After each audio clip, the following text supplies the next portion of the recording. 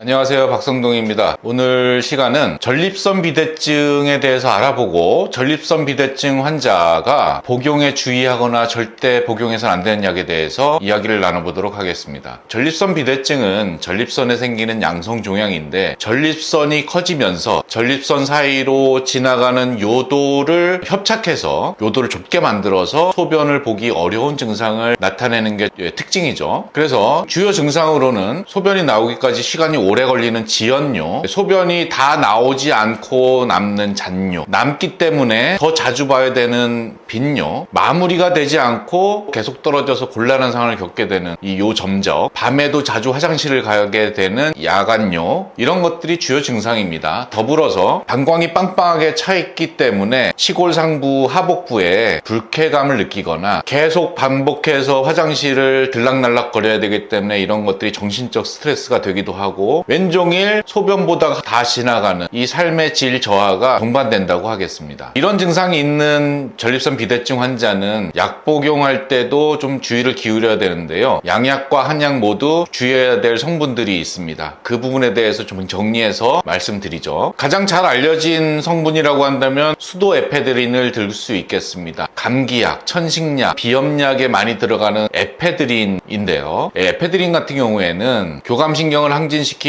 분비선들의 분비를 억제하는 효과가 있기 때문에 콧물이 많거나 또는 목에 가래가 많거나 기도가 좁아지는 이런 것들을 치료할 때, 감기 증상을 완화하려고 할 때 에페드린 계열의 감기약을 처방하거나 구입하는 경우, 전립선 비대증 환자는 감기약을 복용할 때도 이 수도 에페드린이 들어있는지 꼭 확인하고 구입해서 드시는 것이 필요합니다. 그리고 또 많이 쓰이는 성분이 스코폴라민이라는 것이거든요. 부교감 신경을 억제해서 항콜린 작용을 하는데 경련을 억제하고 위산을 중화시키기도 하고요. 멀미약에도 쓰입니다. 여기 붙이는 거 있죠? 이 약의 주요 성분입니다. 그리고 이런 효능과 더불어서 방광과 요도의 긴장을 완화시키는 작용이 있기 때문에 이 약을 복용하면 방광의 배뇨근이 이렇게 짜줘야 되는데 이 역할을 하지 못하기 때문에 소변을 볼 수 없는 상황에 빠질 수도 있거든요. 이 약이 광범위하게 쓰이고 있기 때문에 이 성분이 들어가 있는지 꼭 확인해야 될 것이고요. 멀미약으로 쓰이는 또 다른 성분, 어지럼증에 처방하기도 하는데요. 디멘히드리네이트라는 성분도 유사하게 작용을 하기 때문에 주의해야 되겠고요. 그리고 수면 유도제로 쓰이는 디펜히드라민 같은 경우에는 원래는 항히스타민제로 나왔거든요. 근데 수면 유도 효과가 있기 때문에 수면 유도제로 사용되는 성분인데요. 주의가 필요하고요. 그리고 이담제로 사용되는 디하이드록시 디부티레테르 같은 경우에도 유사한 작용을 합니다. 이것은 이제 소화불량이고 뭐 더부룩하거나 그럴 때 소화를 도와주는 그 소화제의 일종이죠. 이담제라는 것이. 이 약제도 주의가 필요하고요. 그리고 클로미프라민이라는 이 성분은 우울증 약제의 주성분으로 쓰이는데요. 세로토닌과 노르에피네프린 흡수를 억제해서 우리 몸속에 교감신경을 항진시키고 부교감신경을 억제하는 이 호르몬들이 많아지게 해서 우울증을 치료하는 약제거든요. 위에 설명했던 성분들과 마찬가지로 부교감신경을 억제하기 때문에 이 방광에 있어서는 배뇨를 방해하고 요저류를 일으키는 주요한 성분이라고 할 수 있겠습니다. 네, 한약 처방에서도 이와 유사한 작용을 하는 처방들을 볼 수 있는데요. 주로는 마황이 들어간 약제들입니다. 그래서 오적산이라든지 소청룡탕을 썼을 경우에 특히나 이제 이게 전립선 비대증이 중증 이상인 노인 환자에게서는 심하게는 급성 요폐가 일어나는 경우도 드물게 볼 수 있습니다. 저도 고험약으로 오적산을 썼는데 급성 요폐가 와서 아주 곤란했던 적이 있습니다. 오적산에는 사실 이 마황이라는 게 아주 소량 들어가거든요. 그럼에도 불구하고 요저류나 요폐 증상이 좀 중증 이상인 분들에게는 이런 소량의 마황, 소량의 에페드린이 투여되더라도 급성 요폐를 일으킬 수 있기 때문에 정말로 주의하고 기존의 병력을 꼼꼼히 확인해야 될 필요성이 있습니다. 환자분께서도 내가 소변 배출에 어려움을 겪고 있는 경우에는 꼭 의사나 한의사나 약사와 상담할 때 이런 부분들을 먼저 이야기를 하고 소변 배출을 방해할 수 있는 성분들을 빼주도록 이야기하실 필요가 있습니다. 네, 이렇게 여러 가지 성분들을 말씀드렸는데요. 이렇게 부작용이 나타나는